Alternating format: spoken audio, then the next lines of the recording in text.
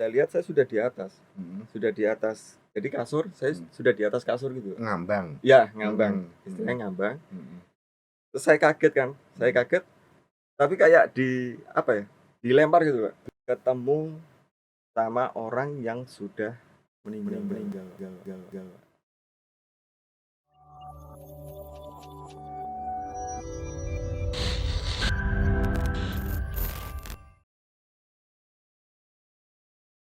Oke, kerabat Nusantara, kembali lagi di Ekspedisi Pusaka Nusantara, spesial podcast yang membahas tentang cerita-cerita mistis dari kehidupan pribadi, berawal dari kru kita ya. Kemarin sudah cerita berawal dari aku, dari kru media ya. Nanti ada juga Mas Arif mungkin yang cerita di sini.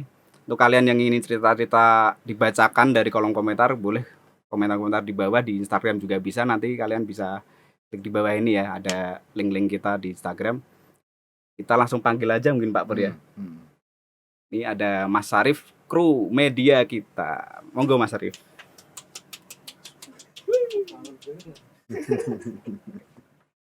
Ini ada acara apa nih, Pak? Cerita-cerita apakah? Alah ya itu kalau ngobrol-ngobrol ngopi aku bareng ngopi ya iki. Oh, Rada adem tapi. Oh, ini kopinya. Iki tunjuk apa? Apa? Join. Monggo. Ini Pak, saya ada yang mau saya tanyakan. Dari ya sebenarnya sih pengalaman apa ya, yang benar-benar terjadi sama saya selama ini, selama saya ikut di ekspedisi Pusaka Nusantara ini. Yang pertama itu saya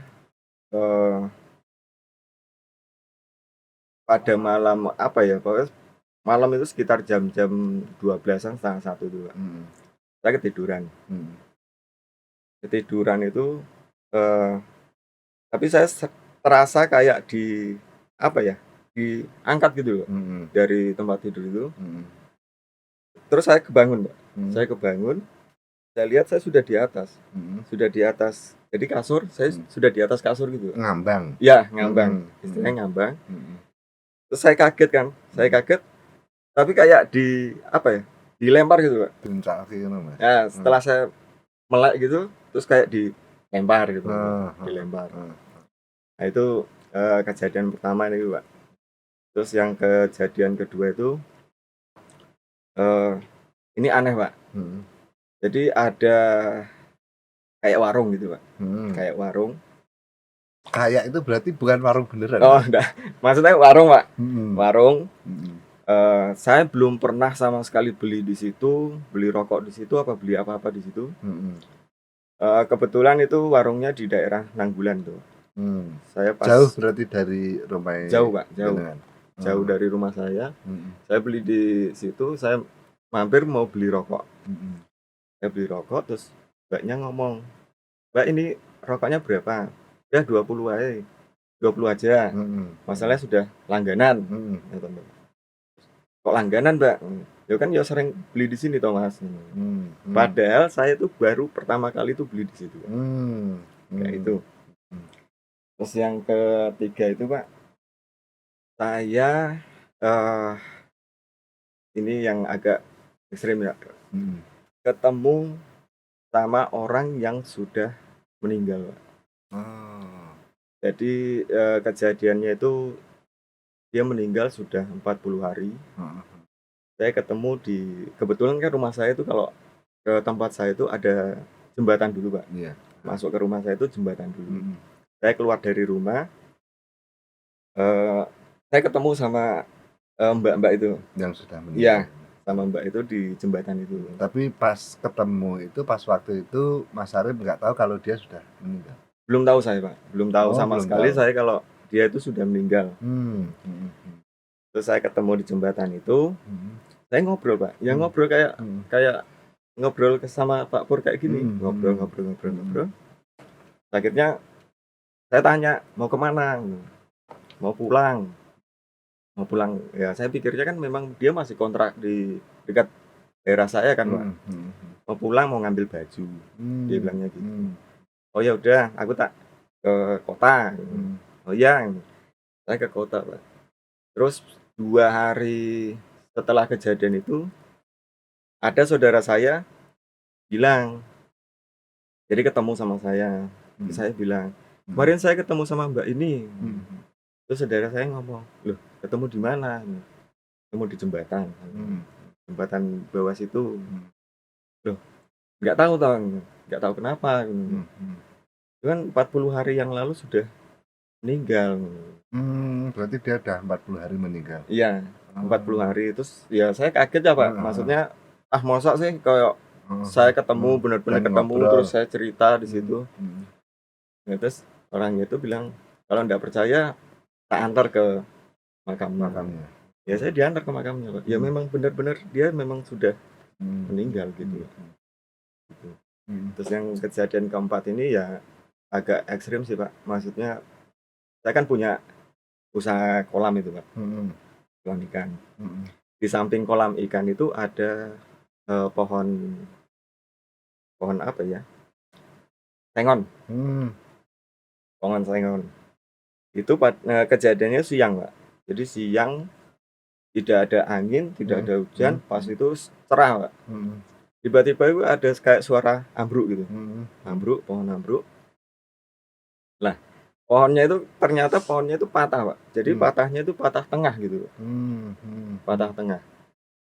Jatuhin ke kolam. Jadi kolam saya hancur semua. Nah, kalau di nalar, kalau ambruk pun patahnya itu kan dari bawah ya, Pak. Maksudnya kalau pohon ambruk itu kan ikut katut akarnya gitu loh, Pak. Akarnya. Terus padahal posisi itu tidak ada hujan, pas itu cerah, pokoknya cerah. Nggak ada angin kencang juga nggak ada. Gitu, Pak. Nah, kejadian-kejadian kayak gitu itu sebenarnya apa ya, Pak? Maksudnya yang saya alami itu kenapa ya, Pak? Oh iya, ya berarti kan seperti yang pernah dia berarti Mas Oki kemarin itu ya. Nah kemarin kan dia juga banyak mengalami hal-hal yang tidak masuk akal. Di jenengan yang pernah mengalami dilempar saat tidur, ketemu dengan orang yang meninggal, atau pohon yang tiba-tiba tumbang seperti itu hal-hal yang kalau dinalar mungkin tidak masuk akal. Memang banyak sih Mas kejadian-kejadian seperti itu. Tapi kan tadi Mas Arif bilang kejadian setelah bergabung dengan EPN banyak kejadian dulu. Waduh, ini malah meden-meden gue rada gabung ke EPN gue Mas. Mas. Tapi memang yang saya rasakan seperti itu, Pak. Jadi Wah, setelah saya gabung terus apa ya, hawa-hawa kayak gitu tuh mulai mistis kabeh. Jadi gini Mas, yang satu-satu dulu Mas ya. Tadi yang cerita nih jenengan pertama pas tidur terus diangkat, terus jenengan sadar terus dilempar itu. Di saat mau tidur itu jenengan mungkin ada doa atau mungkin membatak sesuatu atau tidur dengan meditasi atau sekedar tidur. Saya tanya dulu ini sekedar tidur waktu itu. Waktu itu saya cuma ketiduran sih, Pak, sebenarnya. Ketiduran. Iya, ketiduran. Sebelum ketiduran ini Mas Arif melakukan hal-hal yang berhubungan dengan mistis apa enggak, misalnya ya contohnya gampang meditasi atau apa? Rencananya waktu itu memang saya mau meditasi, Pak. Meditasi, tapi belum saya lakukan meditasi, tapi sudah ketiduran. Gitu. Nah, terus hal ini kan bisa untuk apa? Untuk kemungkinan seperti ini kan bisa dilihat dari sebelumnya, atau ini kan bisa seperti hal yang Mas Arif sampaikan tadi.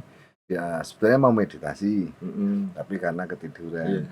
Itu bisa saja kita nggak bisa memastikan, karena saya nggak yang mengalami, bukan saya tapi Mas Arif.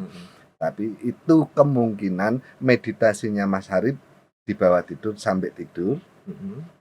Di saat meditasi yang benar-benar kusuk itu sudah melupakan segalanya itu memang kita sudah tidak memikirkan apa-apa lagi, sudah benar-benar kosong, sudah benar-benar kusuk.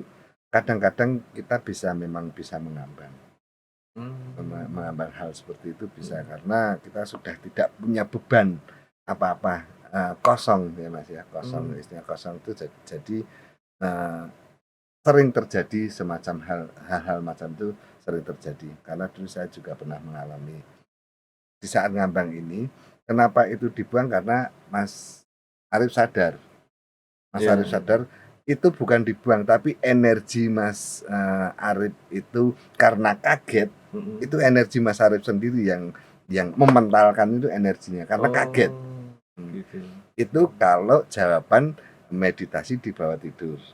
Tapi kemungkinan juga bisa juga Mas Arif mau meditasi terus akhirnya ketiduran, itu dibangunkan dari mungkin pendampingnya Mas Arif atau hal-hal yang lain untuk bangun dan meditasi. Jawaban itu saya tidak bisa memastikan yang mana, tapi kemungkinan seperti itu.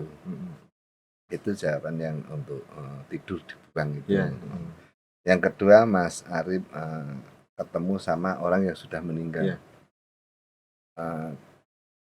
Memang dalam kita tidak membicarakan tentang agama Mas ya, tapi kita membicarakan tentang yang kita ketahui. Setiap orang kan punya energi Mas. Setiap orang punya frekuensi, punya energi. Di saat meninggal itu banyak energi itu yang masih tertinggal, yang masih tertinggal. Kalau kita berbicara tentang energi itu sudah tidak ada batasan ruang dan waktu. Kalau kita masih physically gini ya, masih hidup gini, masih ada nanti besok atau lusa masih ada batasan waktu. Tapi kalau sudah berbicara tentang energi atau berbicara tentang hal-hal yang bukan fisik itu sudah tidak, kita sudah masuk ke ruang yang tidak ada batasan ruang dan waktu dan bisa saja menyeberang ke hal-hal ke nalar ke fisik kita. Makanya bisa bertemu dengan Mas Arif. Itu sebetulnya bukan orangnya itu karena orang udah mati Mas, tapi energi yang tertinggal. Nah pertanyaan saya dulu, Mas Arif pernah ngobrol sama mbaknya itu di jembatan, terus kedekatan Mas Arif dengan dia itu bagaimana? Itu sebenarnya saudara sih Pak. Berarti ada kedekatannya. Dulu semasa hidup mbaknya itu masih semasa itu pernah ngobrol di jembatan itu pernah? Kalau seingat saya sih enggak di jembatannya Pak, tapi di pas depan rumah saya. Oh gitu. Nah itu kemungkinan Mas ya, kita bicara tentang kemungkinan energi dia yang masih tertinggal itu pengen menyampaikan sesuatu agar energinya itu ikut ke lear ngomong susah sebetulnya Mas, tapi nggak apa-apa, amit-amit dulu. Setiap orang kita kan punya jiwa, punya roh, punya energi, punya ini. Dia berbicara dengan Mas Arif agar energinya itu tidak terjebak di dunia tapi ikut. Mungkin jembatan itu adalah simbol. Mungkin rumah dan baju itu juga simbol yang perlu kita pecahkan kan di situ. Itu baru kemungkinan Mas. Kita tidak bisa memastikan karena kebenaran sesungguhnya hanya milik Allah. Kita sebagai manusia hanya bisa berpikir. Nah, kemungkinan itu adalah PR-nya Mas Arif untuk memecahkan itu. Dan seperti yang tadi saya bilang, kenapa ketemunya di jembatan, kenapa dia ingin ngambil baju dari rumah itu yang perlu dipecahkan di situ. Itu yang kedua Mas. Yang ketiga seperti pohon tidak ada angin, tidak ada hujan, tapi toplek Dewi dan toplek ini patahnya di tengah ya. Nah itu didelok isik Mas, tengahnya keropos ora, tengahnya keropos wajar toplek Mas. Enggak Pak, itu posisi pohonnya itu masih seger gitu Pak. Masih seger Pak. Berarti sempat kok pendek ini anu Mas. Tapi patahannya ke bawah itu Pak, saya lihat kok masih apa ya, ndak ada lapo, Ora ono ndak cacate ada, ora iya, ono. Dan dokleke langsung rusak kolam. iya. Nah, kemungkinan hal itu mungkin ya Mas ya, mungkin itu sebagai untuk tanda atau peringatan Mas Arif apa kolame perlu didandani apa mbiyen ora ditembung apa mungkin sekitar situ kurang klik dengan kolamnya hal itu mungkin bahasa mereka itu seperti itu Mas. Nah, Hmm. gare Mas Arif mikir, oh iya ya mungkin ya ini mungkin ya lah untuk ya itu kan harus dicoba. Nah, Hmm. dicoba oh mungkin seperti ini, mungkin kurang gini, mungkin kurang gini dari ini nanti kita rumuskan, kita persempit lagi, oh mungkin ini. Nah, hal macam itu. Nah, terus nganu Mas, iwake do mati Mas. Ya, Detik becacar. nggih Pak. Berarti rasi jadi kiloke Mas. Ndak jadi Pak, dijimpiti lagi Pak. Maksudnya tak jimpiti Terus sendiri. dimasukin lagi. Dimasukkan Ini ke masih kolam hidup. yang sebelahnya. Masih hidup. Separuh hidup Pak, separuhnya sudah ketinggian itu toh, apa? Udah Pohonnya mencegel itu. tuh ya Mas. Nah, sudah wes ndak karu-karuan Pak. Heeh. Ya kita kembali lagi bicara masalah yang tidak masuk akal semampu kita itu harus kita nalar Mas. Makanya di saat ada pohon seperti itu, contohnya kan isa wae dinalar Mas. Oh iya mungkin keropos. Oh iya kalau ternyata enggak semua baru kita masuk ke ranah ada apa ya? Seperti itu. Tapi yang jelas itu kita nalar dulu karena kita punya pikiran, karena kita punya nalar. Semampu kita nalar seperti Mas Oki kemarin bilang dia kan orangnya nalar, kudu dinalar di sini. Iya. Kalau benar-benar tidak masuk akal baru kita berpikir ke arah sana. Begitu. Ini ana cerita apa nih Mas? Sampeyan ki kok tekon mbok gantian aku sing tekon to Mas? Yang satu lagi Pak, yang tadi Pak, yang saya ndak pernah beli di apa, di warung itu, Oh, terus kok tiba-tiba mbaknya itu ngomong sering beli di situ terus Nah, didiskon kayak gitu iya, kan. iya, itu hampir kalau ini tidak masuk nalar Mas ya. Iya, Masuk nalarnya misalnya aku wong dodol we, aku ya ngomong ngono. Alah kuwi langgananku ngene ben dadi pelanggan. Nek nalari ini nek seandainya kita berbicara tidak nalar itu ya sing kemarin Mas Oki pernah cerita tentang aku lali sebetulnya bahasa Inggris bareng kok Mas ya. Nah, ngono itu Pak, tapi fotokopian ya, fotokopian ya, itu memang banyak terjadi hal macam itu. Kenapa itu sampai jenengan Mas Arif tahu itu Mas Arif sadar atau tidak sadar sebetulnya energi yang pernah ke sana atau fotokopian yang pernah ke sana itu narik Mas Arif untuk ke sana. Biar apa? Biar Mas Arif tahu. Kalau Mas Arif tidak ke sana, Mas Arif tidak tahu kalau di sana ada Mas Arif kawi. Oh, Ya kan gitu. Nah, biar Mas Arif juga berpikir, "Napa ya kok ngene ya?" Nah, bahasa-bahasa mereka itu untuk istilah caper itu banyak Mas. Banyak kejadian, banyak membikin kejadian sing kita harus berpikir napa ya. Kalau sudah napa ya nanti atine kene melu tekon, pikirane melu tekan, nanti kita akhirnya bisa menyimpulkan karena kita punya niat. Kenapa ya? Oh nyoba tak golekane cara ngene, oh nyoba tak golekane cara ngene. Itu bahasa-bahasa alam biar mungkin Mas Arif dekat dengan hal-hal semacam itu.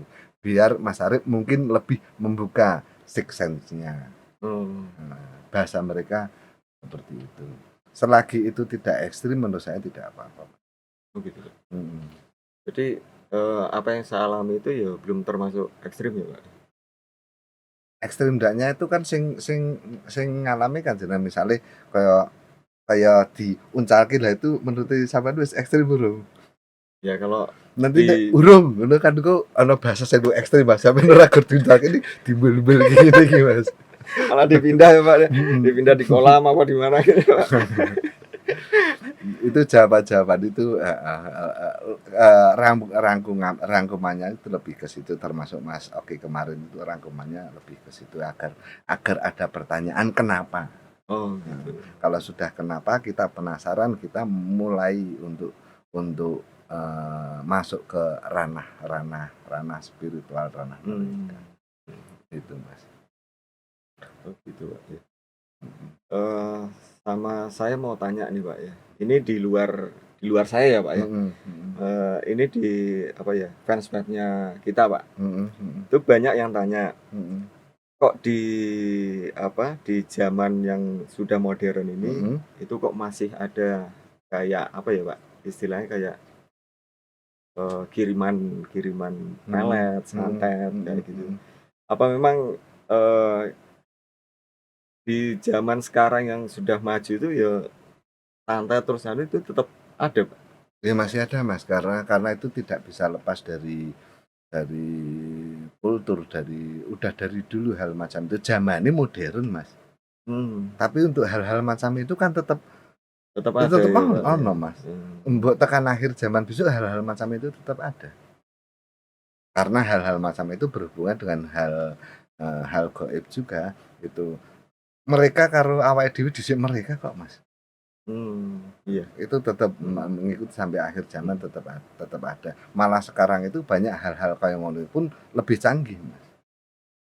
Lebih canggih. Kalau dulu santet barang iso dilebokke nang jero engko dijimuk akeh pakune, akeh iki. Nek sekarang ndak, cukup energi tok ning rasane kaya ngono dijimuk ya tetap ora mujud seperti itu dan lebih canggih.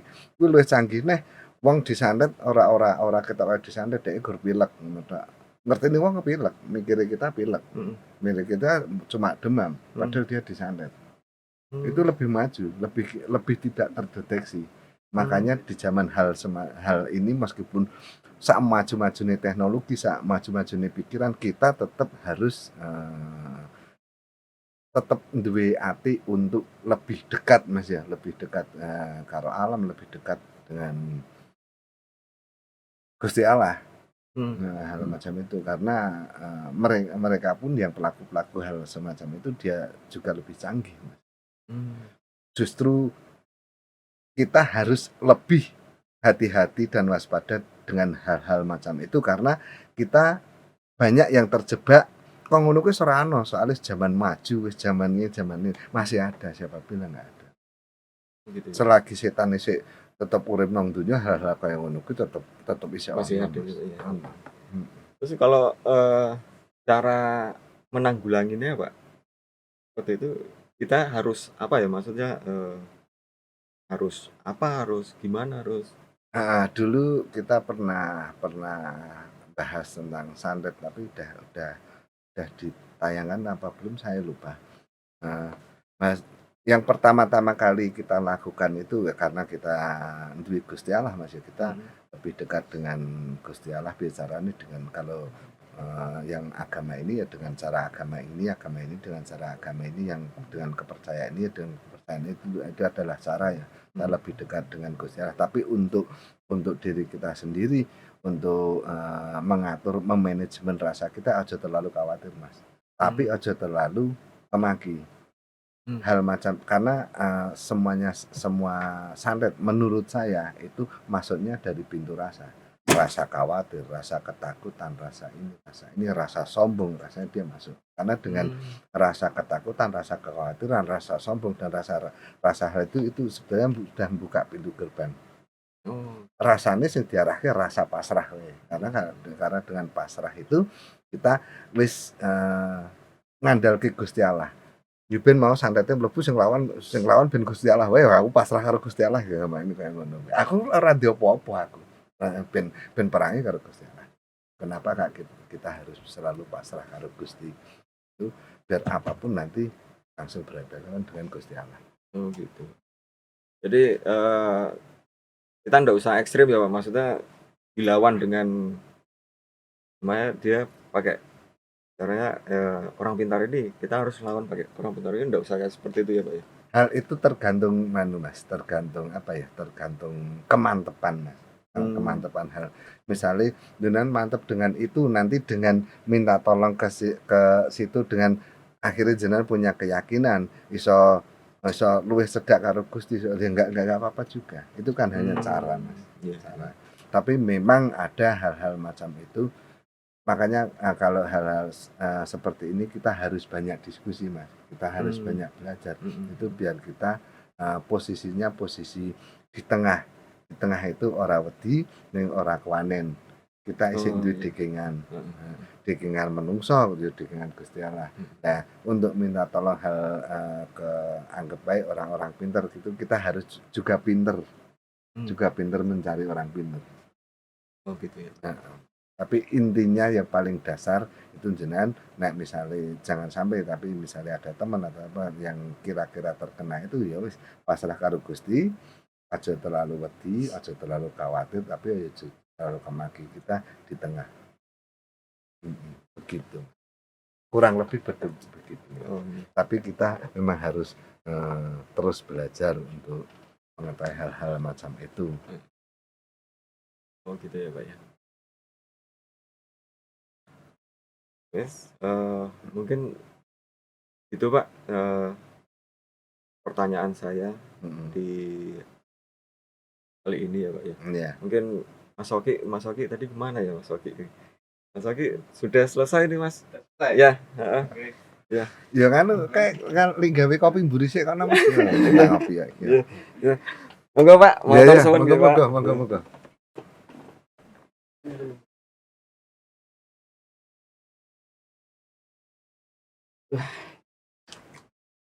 Ngopi dulu, Pak. Oke. Ternyata apa yang dialami kerabat kita tim media Mas Arif tadi memang cukup ekstrim ya kalau aku dengar Pak ya. Dari diangkat, dijatuhkan, nggak dilempar itu Pak. Terus sempat pengalaman dia seperti aku yang kayak doppelganger tadi Pak di dia di warung gitu kan. Doppelganger aku ngomong gue lali ya. Fotokopi gitu aja Pak. Fotokopi ini paling gampang. Terus sama yang apa? Pohon tadi Pak ya, itu kan nggak nalar, patahnya di tengah gitu Pak ya. Harusnya kan dari bawah, kalau enggak cuman rantingnya aja, itu di tengah loh Pak. Dan itu tidak ada angin, tidak ada hujan. Nah, itu kerabat Nusantara, nggak ada angin, nggak ada hujan itu. Orang angin, orang hujan, petir pun nggak ada. Nibani kolam. Betul. Kolamnya sih kayak tendone tendo biru. Waduh, hancur semua aja. Hubungannya wis, nek digatok-gatok wis tobat gitu. Itu kayak di nalar pun nggak biasanya kan itu ada. Biasanya kalau petir kan masuk Pak ya, dar gitu kan, patah itu mending kan, itu nggak ada apa-apa, nggak ada angin, nggak ada hujan, juga bisa jatuh sendiri juga nggak tahu gitu kan, yang di luar juga nggak ada. Dicek ternyata juga tidak keropos juga itu di nalar tuh kayaknya nggak bisa. Memang kita hidup itu memang berdampingan dengan dunia lain mungkin Pak ya. Ya dimanapun itu yang penting kita menghargai apa yang di sana juga Pak. Kayak ibarat dulu ada kata-kata patah itu di mana bumi dipijak di situ langit dijunjung gitu. Itu betul. Ada artinya gitu Pak ya. Karena di situ sebenarnya kita harus menghargai. Harus menghargai apa yang kita lakuin di situ ya Pak ya.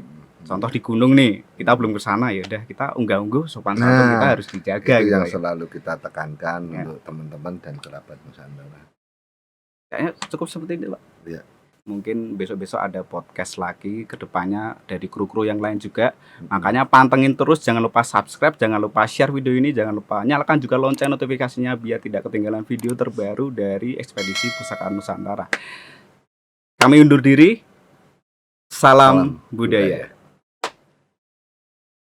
Tiba-tiba datang terus ngecap pakai dim gitu tuh, lampu padang gitu, terus langsung masuk ke hutan mobilnya itu. Iya, terus hilang. Orang itu megangin kepala saya itu Pak Pur, itu dihantemin ke posternya saya itu, poster foto saya itu Pak Pur, dihantam